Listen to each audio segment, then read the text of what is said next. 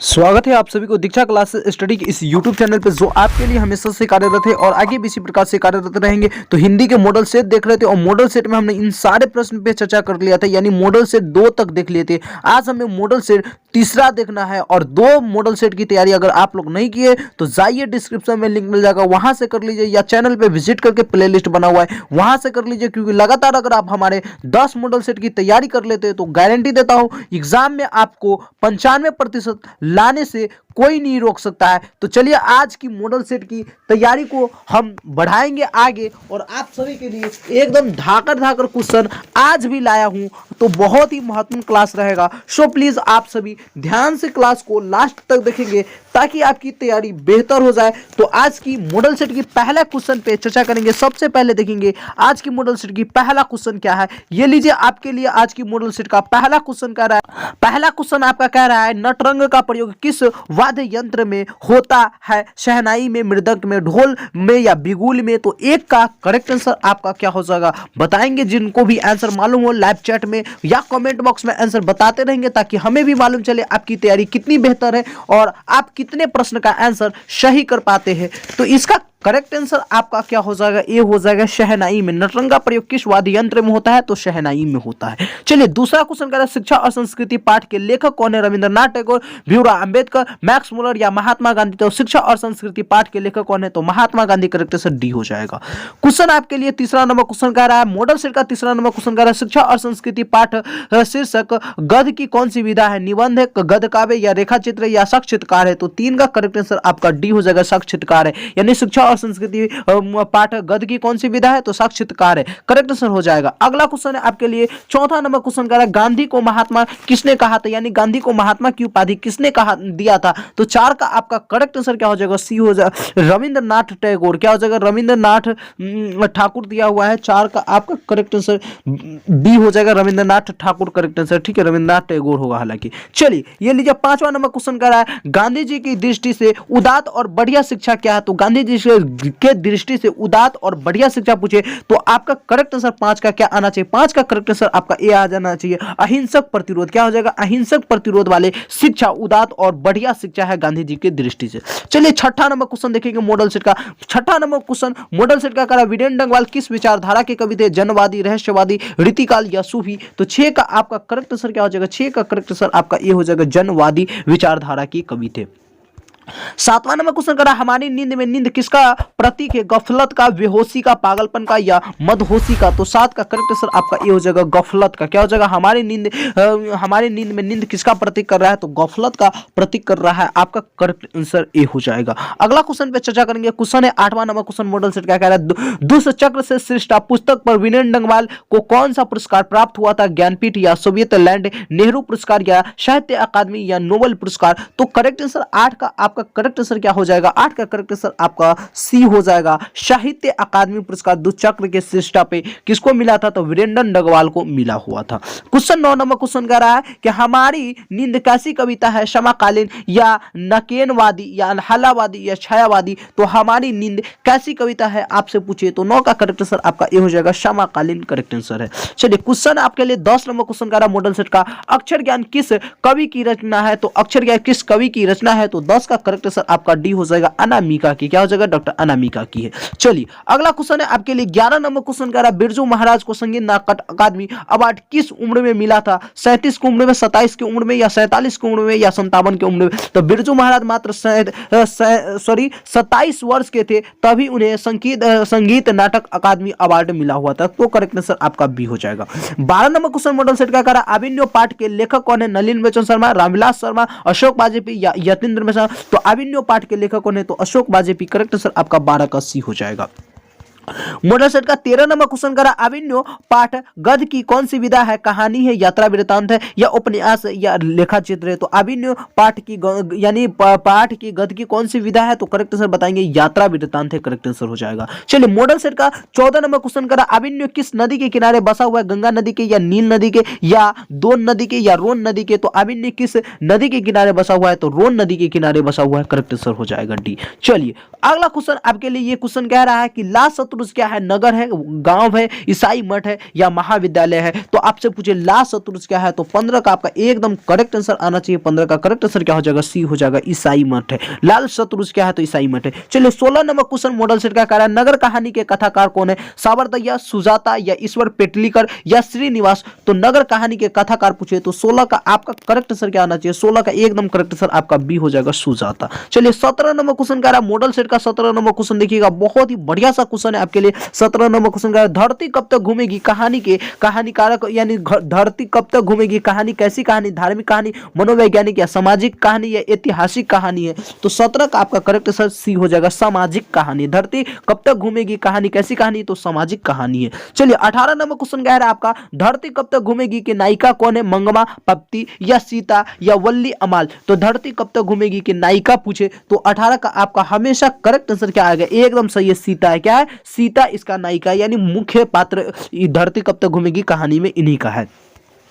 19 number question आपका कह रहा है सावरदैया की कहानी धरती कब तक घूमेगी का विषय है उड़िया समाज या राजस्थानी समाज या तमिल समाज या गुजराती समाज। यानी सावरदैया की कहानी धरती कब तक घूमेगी या कौन से समाज की, यानी उड़िया समाज की बात कही गई है या राजस्थानी या तमिली या गुजराती। तो करेक्ट आंसर आपका बी हो जाएगा, राजस्थानी समाज की बात कही गई यानी राजस्थानी समाज की कहानी है। चलिए 20 नंबर क्वेश्चन कर रहा है सवाल तो रोटी का है या मकान का है या कपड़ा का है या दुकान का है। तो 20 का एकदम करेक्ट आंसर आप लोग हमेशा एग्जाम में अगर यह क्वेश्चन आ जाए 95% लाने के लिए तो रोटी लगाएंगे। सवाल तो रोटी का ही है, करेक्ट आंसर आपका ये हो जाएगा। चलिए मॉडल सेट का आपके लिए 21 नंबर क्वेश्चन करा कौन सी कविता के रचयिता जीवनानंद दास है? अक्षर ज्ञान का या लौटकर आऊंगा फील का या हमारी नींद का या भारत माता का। तो जीवनानंद दास लौटकर आऊंगा का लेखक है, क्या हो जाएगा? कविता का लेखक है, करेक्ट आंसर आपका बी हो जाएगा। चलिए 22 नंबर क्वेश्चन मॉडल सेट का करा लौटकर आऊंगा फिर कविता में कवि का कौन सा भाव प्रकट हुआ है? मातृभूमि या धर्म भाव या संसार की नस्वान्यता या मातृभाव।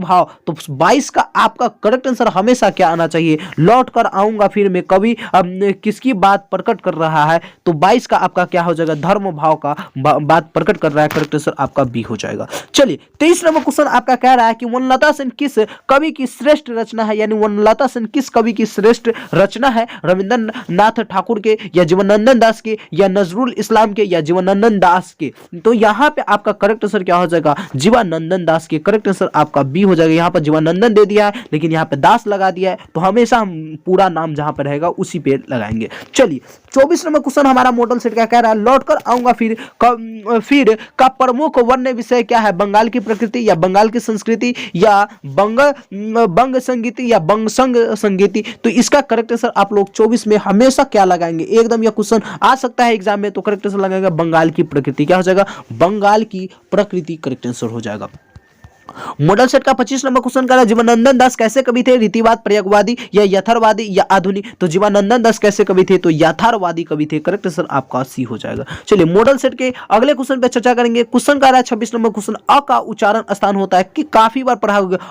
अ देखो अ बोलेंगे तो कंठ होगा, अ का उच्चारण स्थान क्या होगा? क होगा। कह रहा है ल का उच्चारण स्थान क्या होता है? तो ल का उच्चारण स्थान आपसे पूछे तो 27 का आपका करेक्ट आंसर क्या आना चाहिए? एकदम 27 का करेक्ट आंसर आपका ए हो जाएगा, दंत है। क्या हो जाएगा? दंत है। चलिए क्वेश्चन है 28 नंबर क्वेश्चन का परवल में कौन सी संज्ञा? समूहवाचक संज्ञा, भाववाचक संज्ञा या जातिवाचक या द्रव्यवाचक। तो परवल कौन सा संज्ञा है? तो जातिवाचक संज्ञा, करेक्ट आंसर आपका सी हो जाएगा। क्वेश्चन 29 नंबर क्वेश्चन का रहा है झुंड कौन सी संज्ञा है? समूहवाचक या भाववाचक या जातिवाचक या द्रव्य। झुंड के बात कर रहा है यानी बहुत सारे व्यक्ति होगा या बहुत सारे कह सकते फल फूल हो या अंगूर हो। तो अंगूर क्या? अंगूर का झुंड रहता है, तो समूहवाचक क्या हो जाएगा? वहां पे क्या हो जाएगा? समूहवाचक संज्ञा हो जाएगा। चलिए क्वेश्चन है अगला क्वेश्चन मॉडल सेट का 30 नंबर क्वेश्चन कर रहा है वह मनुष्य श्रेष्ठ है इस वाक्य में किस कारक की विभक्ति कर रहा है? करण कारक की या संप्रदान की या कर्ता का या अधिकरण का। तो आपका 30 का करेक्ट आंसर क्या आना चाहिए? एकदम कमाल का आंसर आप सभी का आ रहा है। 30 का करेक्ट आंसर आपका डी हो जाएगा, अधिकरण का। चलिए 31 नंबर क्वेश्चन कर रहा है मोहन सोहन को लड़वाता है इस वाक्य में लड़वाता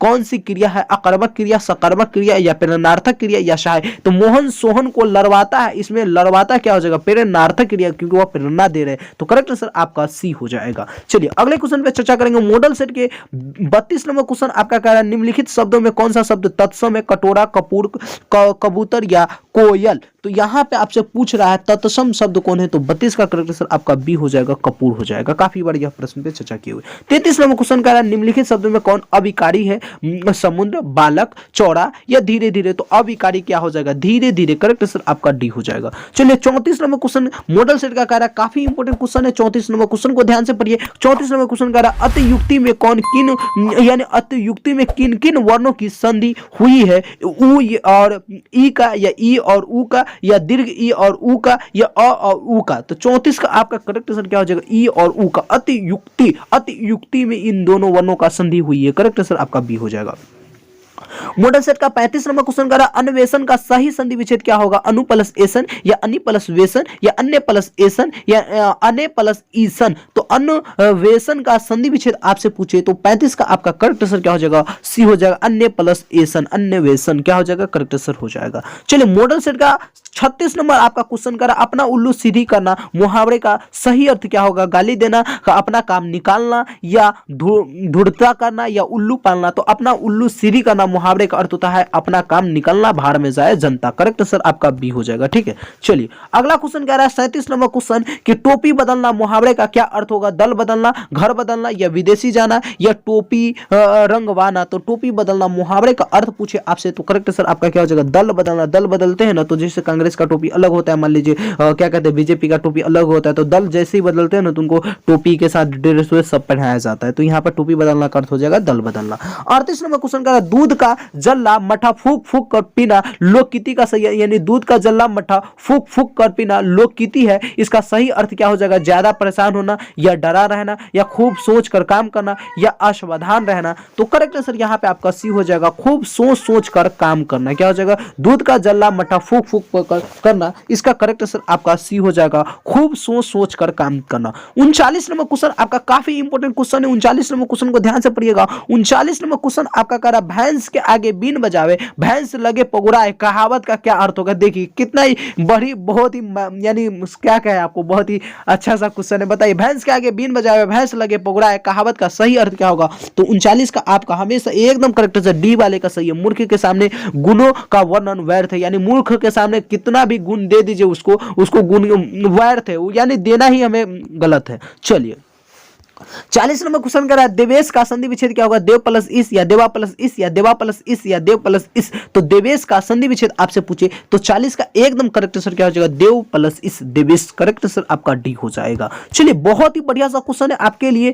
मॉडल सेट का 41 नंबर क्वेश्चन कर रहा है महात्मा में कौन सा समास है, अविभाज्य समास, कर्मधारय समास, तत्पुरुष समास या दिग्गु समास। तो महात्मा में कौन सा समास है, तो कर्मधारय समास है। करेक्ट आंसर आपका बी हो जाएगा। ये लीजिए मॉडल सेट का 42 नंबर क्वेश्चन कर रहा है निम्नलिखित शब्दों में कौन सा शब्द विदेशज है, चाकू या दूध, चाकू, जल या आम्र। तो देखिए विदेशज शब्द, तो विदेशज शब्द में ना 42 का आपका करेक्ट आंसर चाकू हो जाएगा, यह विदेशी शब्द है। करेक्ट आंसर आपका बी हो जाएगा। चलिए मॉडल सेट का अब लीजिए 43 नंबर क्वेश्चन कह रहा है खेल किस प्रकार के शब्द है, खेत किस प्रकार का शब्द है, देशज, विदेशज, तत्सम या तद्भव। तो आपका 43 का एकदम इजी क्वेश्चन है, बउआ वाला क्वेश्चन है। देशज, खेत किस प्रकार का शब्द है, तो देशज शब्द है। चलिए 44 नंबर क्वेश्चन कह रहा है मॉडल सेट का र का उच्चारण स्थान क्या होगा, दंत होगा, होस्ट होगा, कंठ, तालव्य होगा या मुर्दा होगा। तो 44 का आपका करेक्ट आंसर क्या आना चाहिए, एकदम करेक्ट आंसर मुद्दा होगा, यानी र का उच्चारण स्थान क्या होता है, मृदा होता है। आप लोगों को मैं बता दूं आपकी एग्जाम में जब भी एग्जाम होगा ना, तो अभी अगर आपकी एग्जाम होगा ना तो 50% क्या रहता है, हिंदी व्याकरण ऑब्जेक्टिव में भी रहता है और 50% आपका सब्जेक्टिव रहता है। इसीलिए मॉडल सेट ऐसा सेट लाया हूं जिसमें आपका ऑब्जेक्टिव भी है और हिंदी व्याकरण भी और हिंदी का क्वेश्चन भी है। आपका 45 नंबर क्वेश्चन का मूर्धन्य स का उच्चारण स्थान क्या होगा, दंत होगा, मृदा होगा, कंठ, तालव्य होगा या होस्ट होगा। तो 45 का आपका करेक्ट आंसर क्या हो जाएगा, मृदा होगा। करेक्ट आंसर आपका मृदा करेक्ट आंसर हो जाएगा। 46 नंबर क्वेश्चन मॉडल सेट का बहुत ही बढ़िया सा क्वेश्चन 46 नंबर क्वेश्चन करा है ई और ई वन का उच्चारण स्थान होता है, होस्ट होता है या नासिक होता है या तालु होता है या आपका दंत उष्ट होता है। तो 46 का आपका करेक्ट आंसर क्या हो जाएगा, तालु। ई और ई का उच्चारण स्थान क्या होता है, तालु होता है। आप लोग पढ़े होंगे बेहतरीन तरीका से। 47 नंबर क्वेश्चन मॉडल सेट का करा है गंगा कौन सी संज्ञा है? समूहवाचक संज्ञा, भाववाचक संज्ञा, व्यक्तिवाचक संज्ञा या द्रव्यवाचक संज्ञा? तो गंगा कौन सी संज्ञा है? तो 47 का करेक्ट आंसर आपका सी हो जाएगा, व्यक्तिवाचक संज्ञा। चलिए 48 नंबर क्वेश्चन मॉडल सेट का बहुत ही बढ़िया सा क्वेश्चन। 48 नंबर क्वेश्चन को देखिएगा। 48 नंबर क्वेश्चन कह रहा है मैं रोटी खाता हूं, इस वाक्य यह वाक्य किस वाक्य में है? यानी यह वाक्य किस वाच्य में? कृत्यवाच्य में या क्रमवाच्य में या भाववाच्य में या इनमें से कोई नहीं? तो मैं रोटी खाता हूं यह वाक्य किस वाच्य में आता है? तो कृत्यवाच्य में आता है। 46 का करेक्ट आंसर आपका ए हो जाएगा। 46 का करेक्ट आंसर क्या हो जाएगा? सॉरी 48 नंबर क्वेश्चन है और 48 का करेक्ट आंसर आपका ए ही हो जाएगा, कृत्यवाच्य हो जाएगा।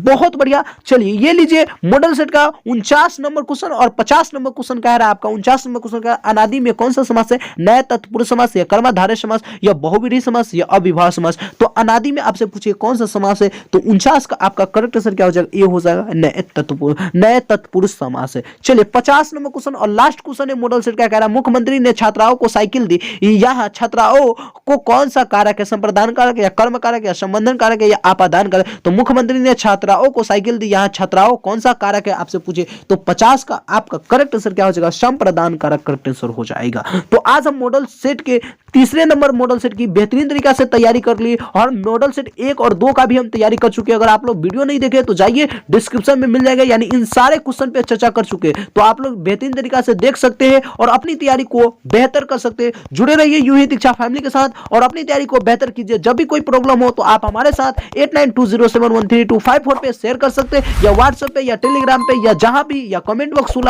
खुला रहता है, आप कमेंट बॉक्स में भी अपना प्रॉब्लम को शेयर कर सकते हैं। Thanks for watching this video.